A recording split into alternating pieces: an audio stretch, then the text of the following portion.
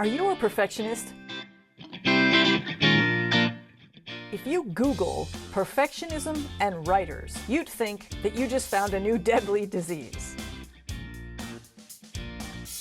Pages pop up offering solutions for this horrible disorder, warnings for avoiding the dangerous tendencies, and help for dealing with it. Even the beloved Anne Lamott, author of Bird by Bird, has this to say about perfectionism. Perfectionism is the voice of the oppressor, the enemy of the people. It will keep you cramped and insane your whole life.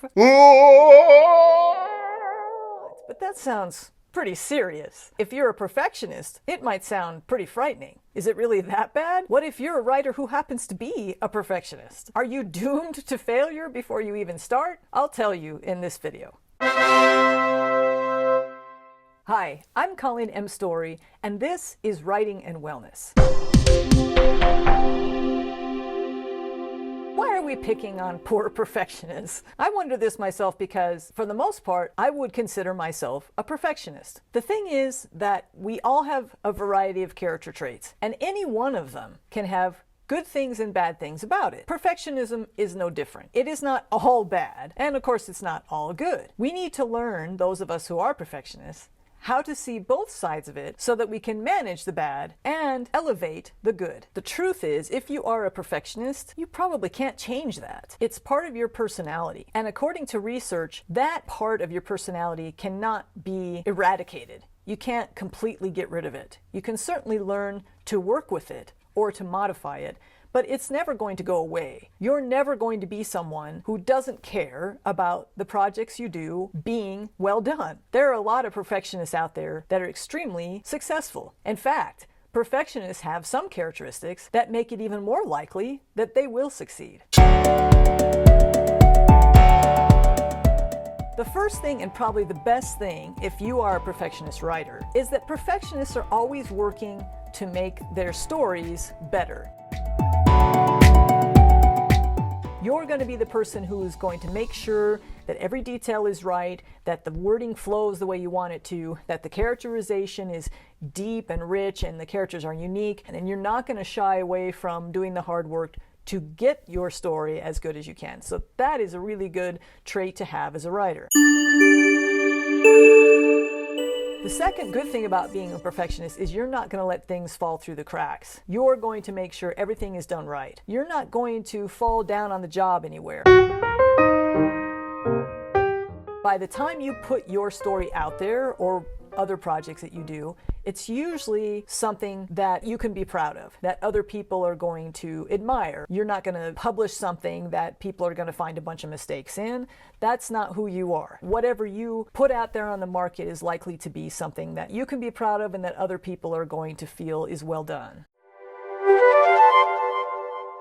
Perfectionists tend to be very determined. They want their projects to be well done and they want them to be finished. They tend to take longer to finish them because they want the project to be just so, but they are determined to get it done. And finally, a good thing about perfectionists when it comes to writing is that perfectionists are good editors. Being able to edit your own work is something that a perfectionist is going to excel at. This person is going to be looking for every little flaw and is going to notice whatever is not working right or whatever might be wrong with the story, and is not going to shy away from doing the work to make it right. So listening to all of those, you can imagine that, man, it's a really good thing to be a perfectionist because there's all this good stuff about it. And I think it's important to recognize that, because usually when we study perfectionism, all we're doing is hearing about the bad parts of the character trait. But it's important to remember that there's a lot of good stuff about it too, and you should be proud of that if you're a perfectionist. Perfectionism has a dark side too. The point is not to try to eradicate this character trait, but to become better perfectionists. So let's look at the 5 challenges that face perfectionist writers. The first one is that everything takes longer. If you are a perfectionist and you're allowing your perfectionism to affect everything in your life, then that means that you're trying to do everything perfectly, and so it's going to take you longer. Studies have found that perfectionists in general are less productive. They get less done in the same amount of time. This can hurt you as a writer because it is not easy to find time to write. We all have busy lives. We all have a lot of other things we're doing. So if you're a perfectionist and everything that you do, right down to the dishes and how you fold your laundry, has to be perfect, then all of those things are going to take more time, leaving you less time to write. I have found the best technique is to choose those activities that you can allow to be less than perfect. There are probably a lot of things that you do in your life that right now you're making sure you do them perfectly, but that don't have to be done that perfectly. The important thing to realize that I think is really helpful for perfectionists is that our standards are higher than most people. We have this self-imposed idea of how good or how perfect something needs to be when we're working on it. If you can understand that your standards are higher than everybody else, and if you relax them just a little bit, it may seem less than perfect to you, it may bug you a little bit, but your job will be considered fine by everybody else. Think about things that you do on the job. Which ones don't have to be perfect? Which ones can you back off of a little bit? Practice letting go of things that aren't as important to you, and you'll be able to gain back some time for your writing. The second challenge that perfectionist writers can face is that they may experience writer's block more commonly than other types of writers. This is simply because they are programmed to find the flaws in their writing.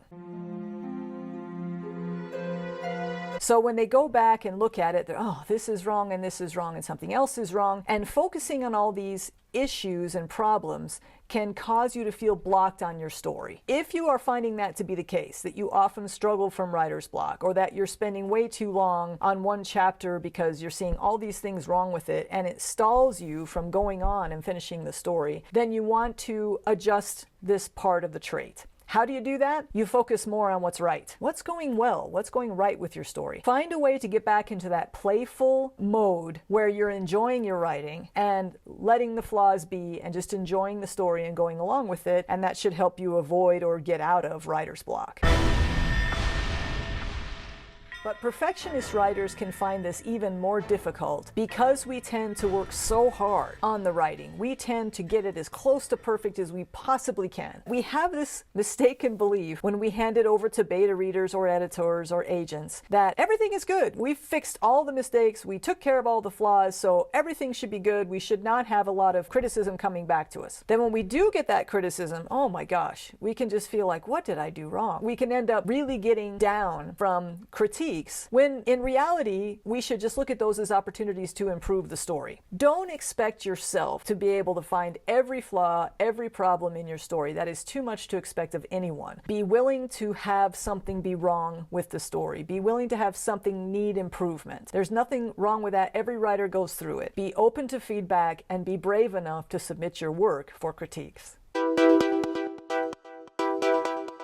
Writing takes a lot of work. We're doing it typically on the side in addition to everything else we're doing in our lives. So it can be very easy to get overwhelmed. If you are a perfectionist writer and you're trying to make everything perfect, maybe you're also building your author platform, you're putting out blogs and other types of content, you have an email newsletter going on, and every single one of those things has to be perfect. And pretty soon you are just in over your head and you're burned out and you're tired and you just want to put everything in the trash basket and forget it and walk away. If you start feeling the symptoms of burnout, realize that you need to go a little easier on yourself, cut back on some of the projects that you're doing, and let a few more things be less than perfect. Maybe one of your blogs isn't perfect. Maybe you don't send an email newsletter out this week. Just make sure that you're taking care of yourself that way and realizing that burnout is a bigger risk for you.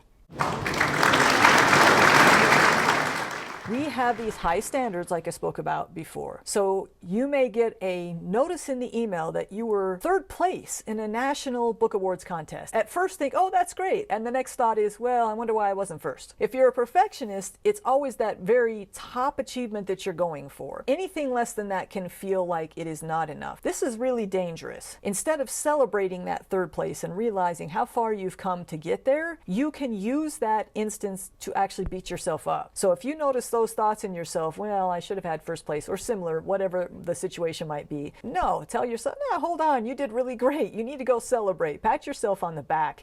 Enjoy those accomplishments, whatever they are. It's okay to still go for the first place next time around, but make sure that you are celebrating the accomplishments you have along the way. I have one more tip for perfectionist writers. Perfectionist writers can be especially afraid of failure. As a perfectionist, try to make failure a game. You put yourself out there repeatedly and say, okay, let's see how this goes. Does this fail or does this succeed? It isn't easy to do the first time out, but if you keep that game mindset going, all right, let me try this and see what they say about that, or let me submit to this person and see what happens. Make a game out of it. Mount up those failures. That's okay. The more you fail, the more you're likely to succeed. So try to be brave, summon up your courage, submit more, write more, get yourself out there more, and try to lessen your fear of failure. The more you do it, the less afraid you will be. If you like this video, please give me a thumbs up and subscribe, and make sure you hit the notifications button so that you'll get an alert the next time I have a video come out.